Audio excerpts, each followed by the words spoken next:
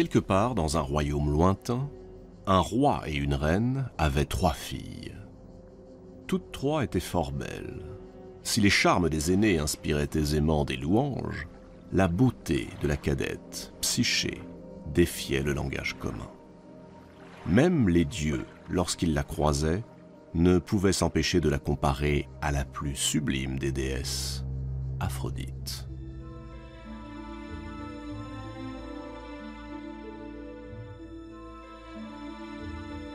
Les 2 sœurs avaient trouvé des maris, et pas n'importe lesquels, de nobles princes. Curieusement, Psyché, elle, restait célibataire.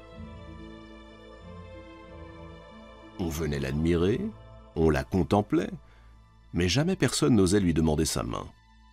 Il se murmurait que ses soupirants étaient effrayés par sa beauté plus qu'humaine.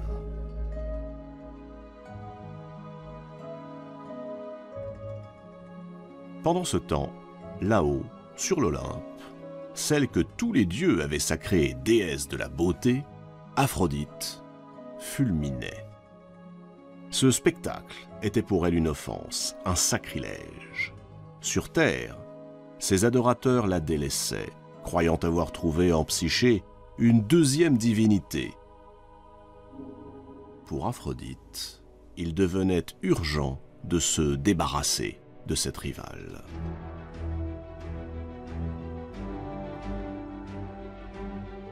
D'un claquement de doigts, Aphrodite convoque Eros, le dieu de l'amour. Eros est un dieu de petite naissance. Il n'appartient pas, comme Aphrodite, Apollon ou Athéna, aux 12 grands dieux de l'Olympe.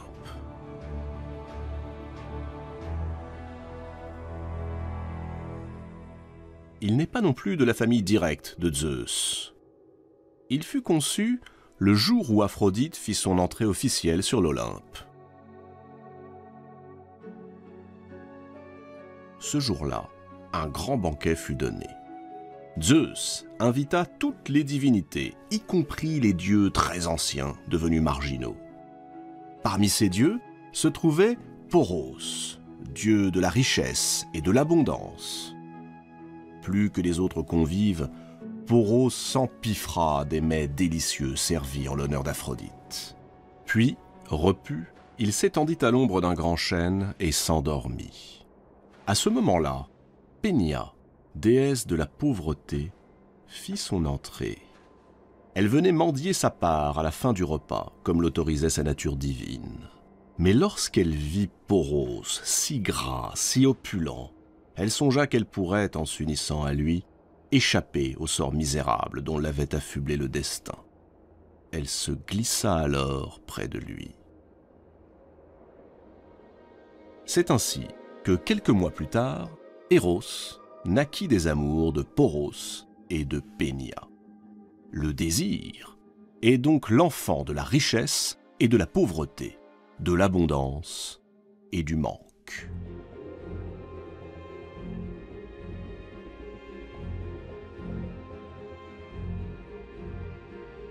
Aphrodite a fait d'Eros le messager de l'amour.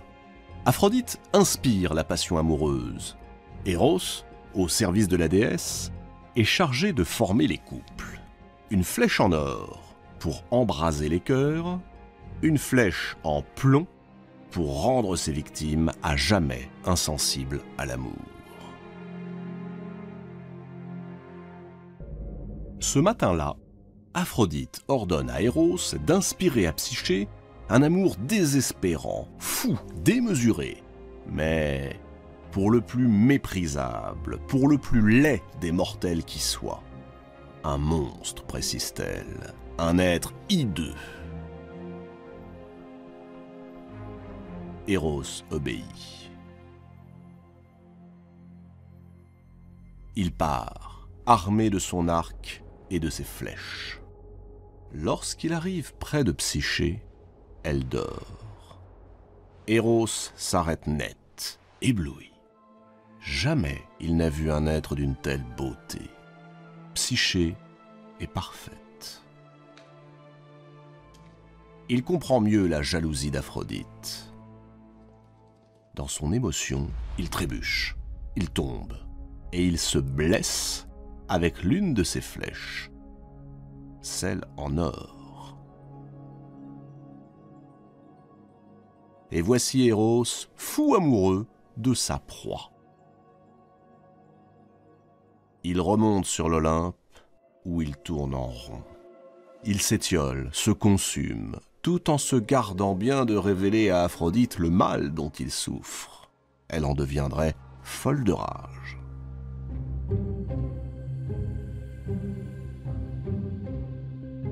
De son côté, Psyché n'est guère mieux lotie. Elle aussi souffre, mais pour d'autres raisons. Elle pleure, se désespère de voir le temps qui passe et toujours personne dans sa vie. Désemparé, son père se rend à Delphes, le sanctuaire consacré à Apollon, et il interroge l'oracle. Comment trouver un mari à sa fille? À Delphes, l'oracle est rendu par la Pythie, une prêtresse qui transmet aux mortels les intentions des dieux.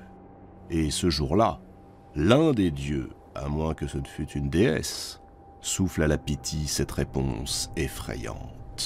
Psyché doit être vêtue comme pour un mariage, puis abandonnée au sommet d'une colline où son futur époux, un monstre terrible, viendra prendre possession d'elle. Le roi est effondré. Pas un instant, il n'imagine abandonner son enfant. Encore moins la livrer à une créature horrible. Aucun père ne pourrait l'accepter.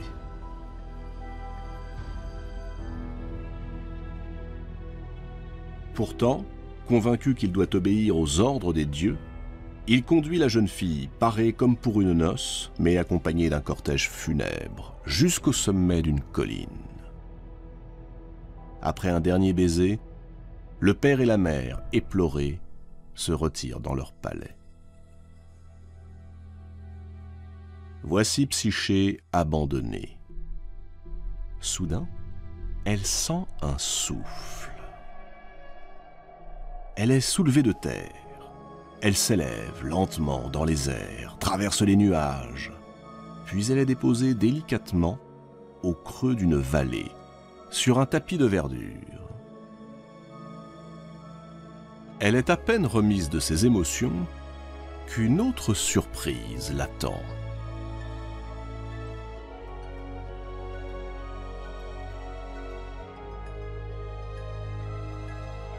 Là, devant elle, se dresse un superbe palais, tout d'or et de marbre, entouré d'un jardin aux arbres magnifiques.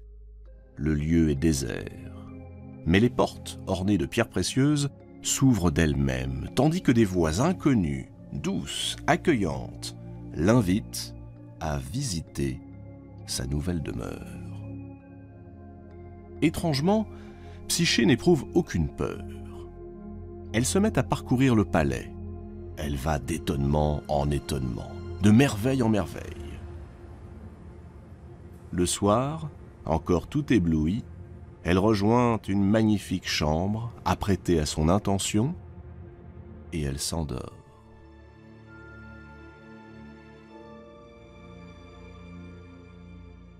Tout à coup, au milieu de la nuit, elle sent une présence.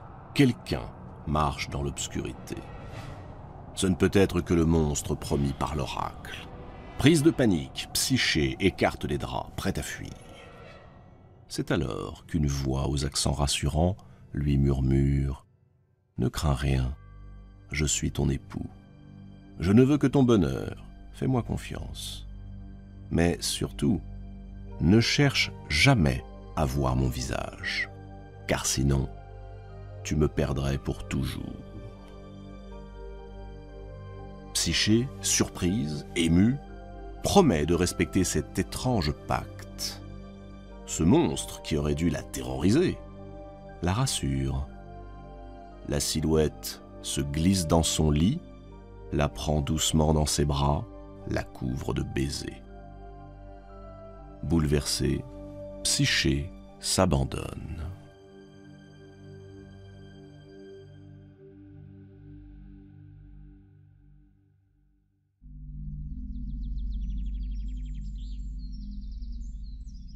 Au matin, lorsqu'elle se réveille, le lit est désert. Psyché est seule. Elle le sera durant toute la journée et tous les jours qui suivront. Et chaque soir, à la nuit tombée, son époux viendra la rejoindre. Comme elle s'y était engagée, elle ne cherche pas à voir son visage. Étrangement, elle se surprend à aimer de plus en plus leurs étreintes. Mais le temps passe et les questions commencent à la tourmenter. Psyché souffre de solitude. Ses parents et ses sœurs lui manquent. Combien de temps pourra-t-elle vivre ainsi, dans cet immense palais, habité par des voix désincarnées et un époux invisible? Une nuit, elle implore la permission de s'absenter. Oh, guère longtemps, quelques jours. Son mystérieux époux commence par refuser. Psyché insiste, supplie. Et son amant finit par céder. Mais il faut promettre qu'elle ne répondra à aucune des questions qu'on lui poserait à son sujet. La jeune fille promet.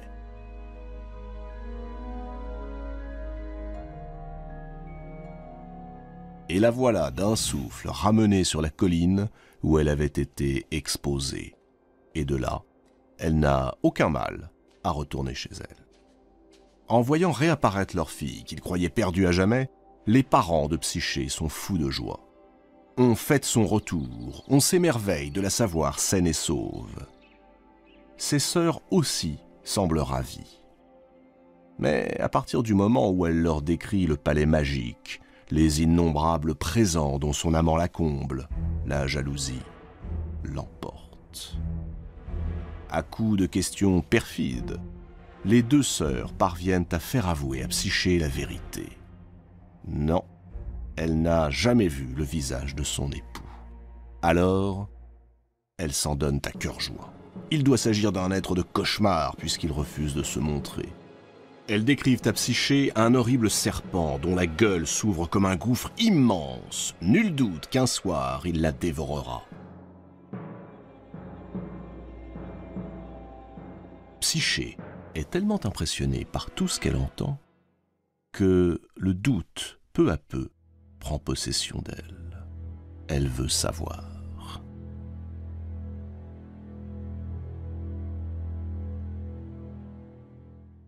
À son retour au palais, elle attend, comme tous les soirs, la visite de son époux. Le voilà. Il vient s'allonger près d'elle. Leur étreinte consommée, il s'endort. Alors Psyché se lève, allume une bougie et éclaire le visage de l'inconnu. Et là, stupeur. Sous ses yeux sommeille le plus beau jeune homme que l'on puisse imaginer. Mais plus stupéfiant encore, ce monstre abominable n'est autre que le dieu Eros.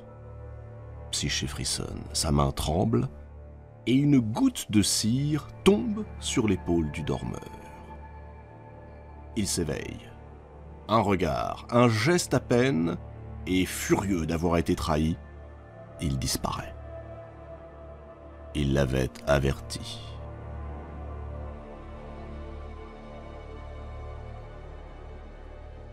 Psyché bondit hors de la chambre, arpente les couloirs, fouille chaque pièce, scrute le moindre recoin.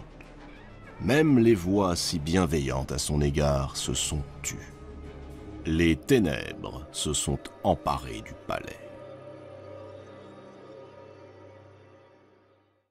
Lorsque le jour se lève, Psyché, désespérée, s'en va au hasard.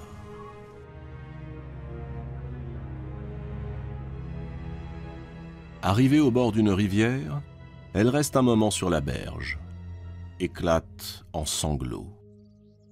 Elle n'a pas perdu un homme, elle a perdu l'amour. C'est le pire châtiment qui soit.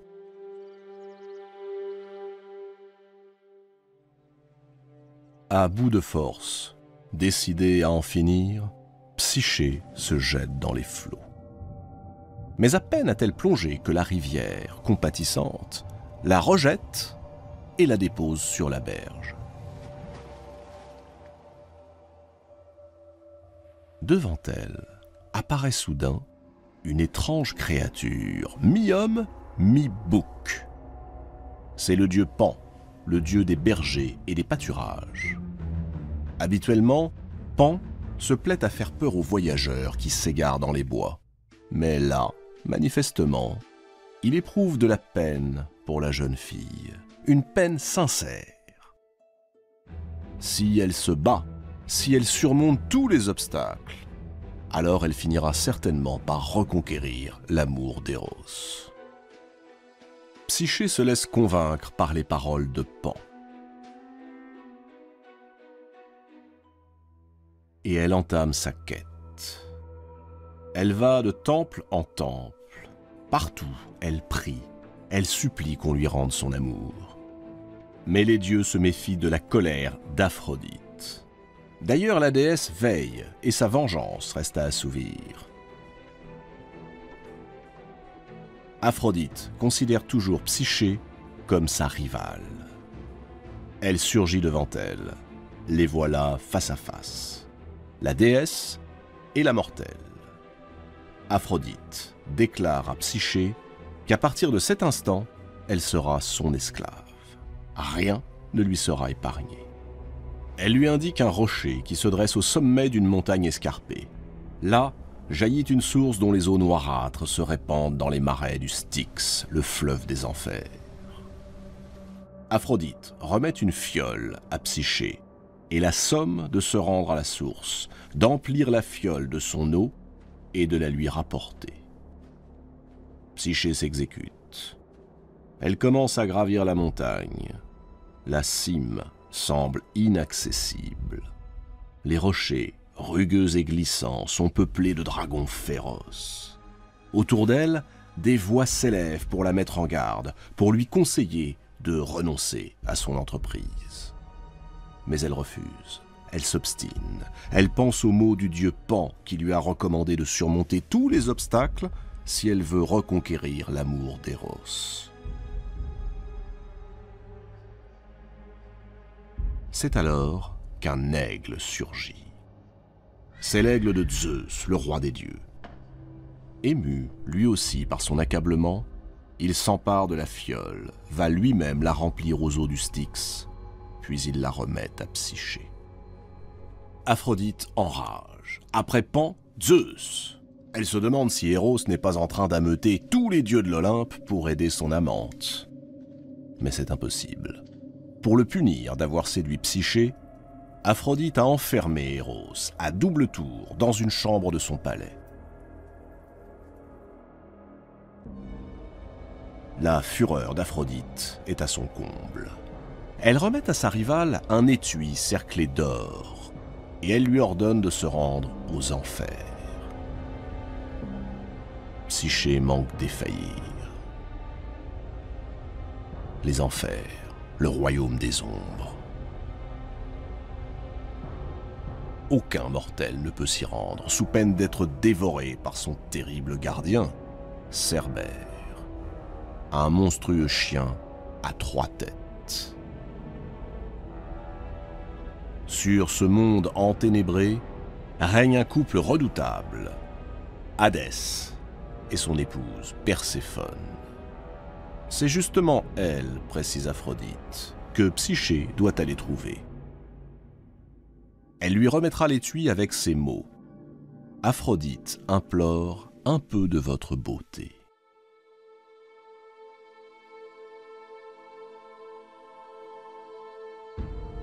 Psyché, terrorisée, est persuadée de ne pouvoir y parvenir. Elle décide de se libérer des tourments qu'Aphrodite lui impose. Elle va mettre fin à ses jours. Elle monte alors au sommet d'une tour. Elle est prête à se jeter dans le vide.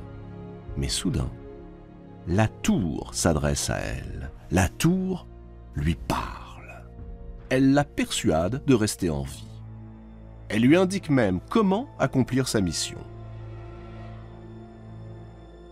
À Cerbère, elle offrira un gâteau trempé dans du vin drogué. À Charon, le passeur, quelques pièces pour qu'il lui fasse franchir le Styx. Mais surtout, conclut la tour, qu'elle n'ouvre jamais l'étui que lui a confié Aphrodite, et qu'elle refuse tout aliment que lui proposerait Perséphone, car quiconque vient à goûter la nourriture des morts est condamné à vivre en enfer pour l'éternité. Psyché acquiesce et descend vers les abysses. Comme prévu, elle paye son dû à Charon, et elle piège Cerbère. La voie est libre. Bientôt, une immense salle se tient devant elle. Installée sur son trône, aux côtés d'Hadès, Perséphone lui fait signe d'avancer. Psyché obéit. Elle lui délivre le message d'Aphrodite. Contre toute attente, au lieu de châtier l'intruse, la reine des ténèbres est flattée. Ainsi, la plus magnifique de toutes les divinités considère qu'elle, Perséphone, est plus belle encore. D'un geste, elle souffle dans l'étui que lui tend Psyché, y déposant ainsi une parcelle de sa beauté.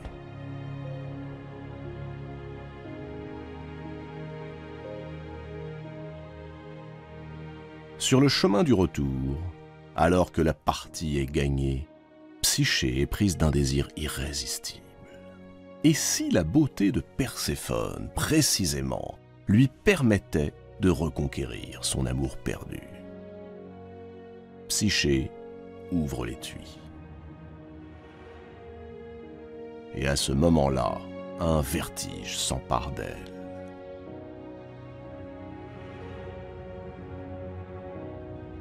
Elle tombe dans un profond sommeil, un sommeil sans fin. Psyché est morte.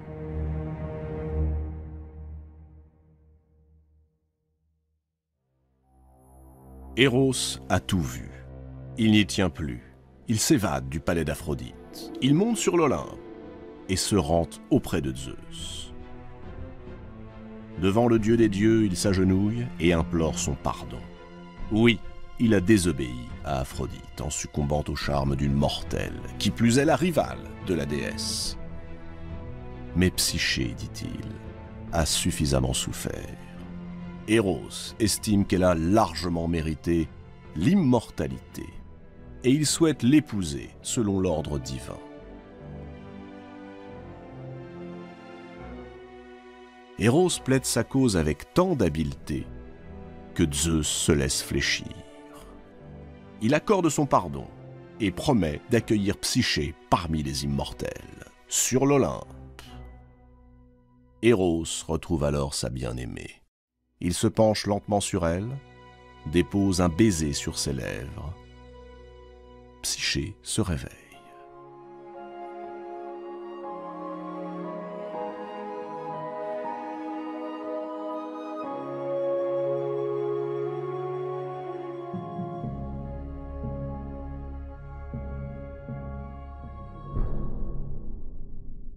Eros la soulève. Il l'emmène chez les dieux, où Zeus l'accueille comme il s'y était engagé.